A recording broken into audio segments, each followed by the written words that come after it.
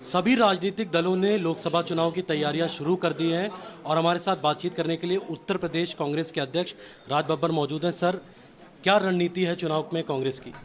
देखिए, कांग्रेस जनता के बीच में जा रही है और हम लोग इस बात को लेकर पूरी तरह आश्वस्त है कि जो आज बीजेपी को हराने के लिए जनता पूरी एक मत है और जो माहौल आज सामने है कि लोगों को लग गया है कि किस तरह से असली मुद्दों से जनता को बहकाया जा रहा है।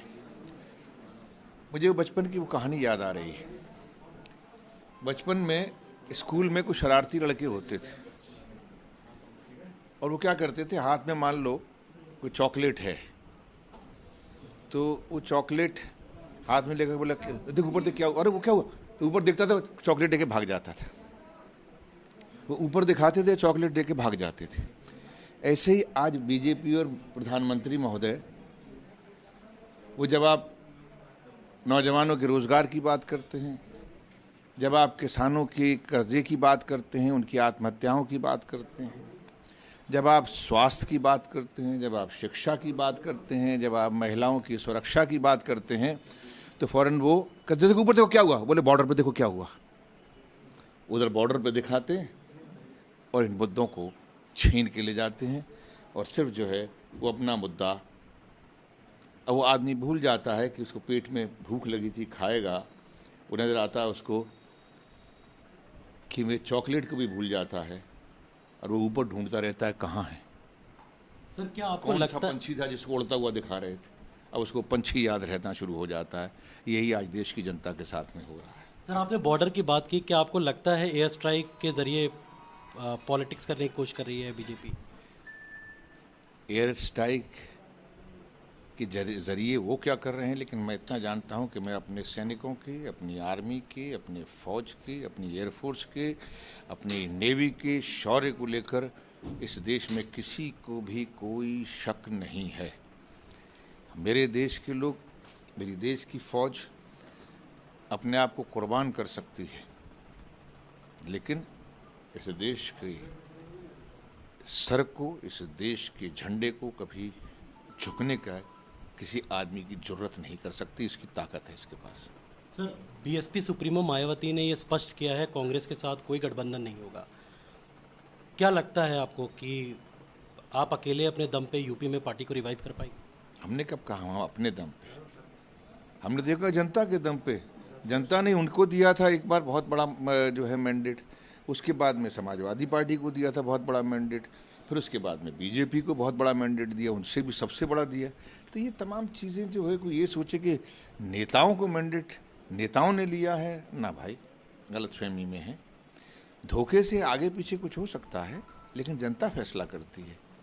दम जनता में है, दम नेताओं में नहीं। कितना होपफुल है आप? क्या लगता है? मुझे मालूम है जनता बहुत होपफुल है और वो देश में चाहती है कि बीजेपी की सरकार को हटाया जाए और कांग्रेस की सरकार को लाया जाए। सर, आपके और शिवपाल यादव के बीच अलायंस की भी बातचीत चल रही है, इसको लेकर आप क्या कहें? मुझे कुछ नहीं कहना। हम तो बहुत सारे साथी जो हैं हमारे साथ में गठबंधन कर रहे हैं और कोई अकेली एक ही पार्टी नहीं। क्या तैयार है? कोई बातचीत हुई है क्या? कुछ बना है बातचीत? बहुत सारे पार्टियां जो हैं आपस में बातचीत कर रही हैं और हम लोग उसके लिए बिल्कुल हम खुला है, हमारा मन मस्तिष्क खुला हुआ है, हमारा दिल खुला हुआ है, हमारी बाहें खुली हुई हैं और जनता, जो लोग बीजेपी को हराना चाहते हैं, उनको एक साथ लेके चलना चाहती है। सर, कल जो मीटिंग हुई है, प्रियंका गांधी जी, आप भी थे साथ में, आप चंद्रशेखर से मिले जाके मेरठ में, उसके राजनीतिक मायने निकाले जा रहे हैं। सुना है मायावती नाराज़ हैं और अमेठी और रायबरेली से कैंडिडेट उतारने की बात भी की जा रही, क्योंकि आपने बदायूं में कैंडिडेट उतारा। नाराज क्यों होंगे? नाराज क्यों होंगे? नाराजगी कोई बात ही नहीं भाई। नाराज तो इंसान तब हो कि जब पिछली बार वो सहारनपुर गई थी, जब सहारनपुर में जो दलितों के साथ में जो अत्याचार हुआ था उसमें वो गई थी, लेकिन राहुल जी को नहीं जाने दिया था, राहुल जी को रोक दिया गया था। तो राहुल जी तो नाराज नहीं हुए, कांग्रेस पार्टी में नाराज नहीं हुई, क्यों नाराज होंगे?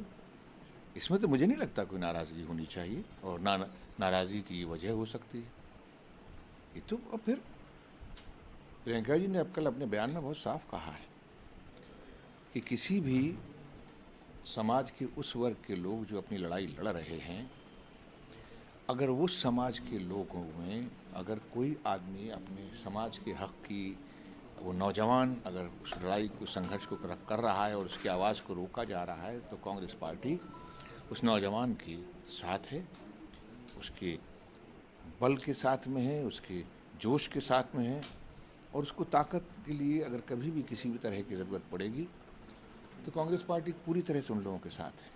और जहाँ तक सवाल है, मेरे ख्याल से उस बयान को देखिए कि जाने के बाद में जब प्रियंका जी वहाँ पे गई हैं तो उस नौजवान ने ट्वीट क्या किया। जब उससे पूछा गया तो उन्होंने कहा कि एक बहन एक भाई से मिलने के लिए आई। तो ये तो अपने आप में बहुत पवित्र रिश्ता है, इस पर किसी को नाराज़गी नहीं होनी चाहिए, कोई सवाल भी नहीं उठना चाहिए। जब लालजी टंडन मायावती जी से जब राखी बंधवाते थे तो इसमें किसी को नाराज़गी तो नहीं थी, हमने तो कोई टिप्पणी नहीं की, हमने तो कोई नाराज़गी नहीं दिखाई और ना ही इस पर कोई टिप्पणी की, तो इसमें नाराज़गी किस बात की। ये रिश्ता बहन भाई का बड़ा पवित्र होता है। सर, भाई बहन के रिश्ता बताया है दोनों की मुलाकात को। भाई चुनाव लड़ने चाहते हैं वाराणसी से, तो क्या बहन सपोर्ट करेगी? प्रधानमंत्री के खिलाफ चुनाव लड़ना चाहते हैं। ऐसी चर्चा मेरे सामने तो वहाँ कोई नहीं हुई। अब ये अगर आपको उन्होंने लग रहा है किसी ने कुछ कहा है तो ऐसी कोई चर्चा आएगी, बातचीत में आएगी तो देखा जाएगा। सर, एक आखिरी सवाल है आपसे। प्रियंका गांधी लगभग 1 महीने पहले आई थी कांग्रेस में, जब उनको जनरल सेक्रेटरी का प्रभार दिया गया था, उन्होंने रोड शो निकाला। करीब 1 महीने से वो नहीं आई हैं। कल का भी दौरा जो था उनका वो कैंसिल हो गया है। क्या प्रोग्राम है, क्या स्ट्रैटेजी है? प्रियंका जी कब आएंगी? और जैसा उनका वोट वाला कार्यक्रम बताया जा रहा है कि वो प्रयागराज से वाराणसी जाएंगी, उसकी क्या डिटेल्स है?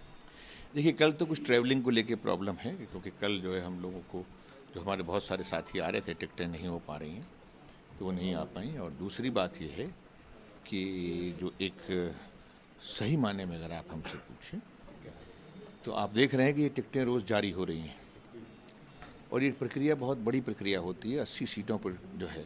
और इस प्रक्रिया के अंदर जो है, जो प्रभारी हैं, जनरल सेक्रेटरी इंचार्ज जो हैं, उनका रहना बहुत आवश्यक होता है। और वो वहाँ पर रहकर जो है, दोनों हमारे प्रभारी पूर्व के और पश्चिम के, वो दोनों लगातार डे एंड नाइट सुबह 4-4 बजे तक, 5 बजे तक हम लोग उनके साथ में बैठ रहे हैं। और ये प्रक्रिया में जो सीटें हम लोग जारी कर रहे हैं, कुछ हो गई हैं, कुछ होंगी अभी, और 16 तारीख को कुछ होंगी, कुछ उसके बाद में होंगी, कुछ रह जाएंगी। तो ये फिर उसके बाद तालमेल जो चल रहा है गठबंधन को लेके। उनके प्रोग्राम की क्या डिटेल्स है? कब वो आएंगी? उनका जो जल्द एक मार्ग से जाने का है प्रयागराज से वाराणसी का प्रस्तावित कार्यक्रम, उसकी क्या डिटेल्स हैं? देखिए, जहाँ तक सवाल है उसके लिए इलेक्शन कमीशन से और वहाँ के डिस्ट्रिक्ट अथॉरिटी से परमिशन ली जाएगी। उस परमिशन के बाद ही कार्यक्रम की रूपरेखा बनाई जा सकती है। सिर्फ अनाउंस तो नहीं किया जाता, क्योंकि आजकल इलेक्शन आचार संहिता है, तो किस तरफ से जाएंगी उसकी भी राय जो है वो डीएम अथॉरिटीज़ जो हैं वो देंगी। इधर से जाएंगी या उधर से जाएंगी, उन तमाम के जो है वो जैसे ही उसके आज हमारी कुछ टीम गई थी यहाँ पर इलेक्शन कमीशन के दफ्तर में, तो तमाम वो डीएम्स जो हैं, जो जिला अधिकारी हैं, उनके साथ में संपर्क साधा जा रहा है। आज भी साधा गया है और यहाँ से भी उनको जो है वो जारी हो गया है इलेक्शन कमीशन की तरफ से भी कि साहब इस पर अपनी टिप्पणी जो भी देना चाहें वो दें। अब हम आचार संहिता के अंदर कोई ऐसी चीज़ तो कर नहीं सकते ना। हमारे राष्ट्रीय नेता हैं, हमारे प्रियंका जी हमारे स्टार प्रचारक भी हैं, तो मतलब उनके लिए जो भी कार्यक्रम होगा उसको लेकर हम जैसे ही सामने आएगा, अब उसके बाद परमिशंस के बाद में हम लोग उसको बनाएंगे कि इधर से या उधर से कार्यक्रम तो जब होगा, वो कार्यक्रम ज़रूर होगा। क्योंकि प्रियंका जी उन लोगों तक पहुंचना चाहती है जो सिर्फ लोग जो हैं बाहर आकर उस अपने बारे में, अपनी समस्याओं के बारे में कहते हैं, लेकिन प्रियंका जी चाहती हैं कि उनके साथ रूबरू होकर उनके साथ में संपर्क स्थापित करें, संवाद करें और उनकी समस्याओं को जानें। बहुत बहुत शुक्रिया हमसे बातचीत करने का। तो आप देख सकते हैं कि उत्तर प्रदेश कांग्रेस के अध्यक्ष राज बब्बर ने कई महत्वपूर्ण मुद्दों पर चुनाव से रिलेटेड आज तक से एक्सक्लूसिव बातचीत की। लखनऊ में कैमरा पर्सन हरीश कांडपाल के साथ नीलांशु शुक्ला।